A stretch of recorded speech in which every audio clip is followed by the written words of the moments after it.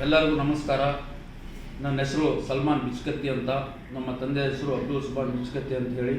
ನಾನು 2024ರ ಲೋಕಸಭಾ ಚುನಾವಣೆಗೆ ಕೊಪ್ಪಳ ಕ್ಷೇತ್ರದಿಂದ ಪಕ್ಷೇತರ ಅಭ್ಯರ್ಥಿಯಾಗಿ ಸ್ಪರ್ಧಿಸುತ್ತಿದ್ದು, ನನಗೆ ಕೊಪ್ಪಳ ಲೋಕಸಭಾ ಕ್ಷೇತ್ರದ ಮಹಾಜನತೆ ತಮ್ಮ ಆಶೀರ್ವಾದ ನೀಡಿ ನನಗೆ 2024ರ ಚುನಾವಣೆ ಲೋಕಸಭೆ ಚುನಾವಣೆಯಲ್ಲಿ ಗೆಲ್ಲಿಸಬೇಕಾಗಿ ತಮ್ಮಲ್ಲಿ ಕಳಕಳಿಯ ಮನವಿ ಮಾಡಿಕೊಳ್ಳುತ್ತೇನೆ. ಜೈ ಹಿಂದ್, ಜೈ ಕರ್ನಾಟಕ.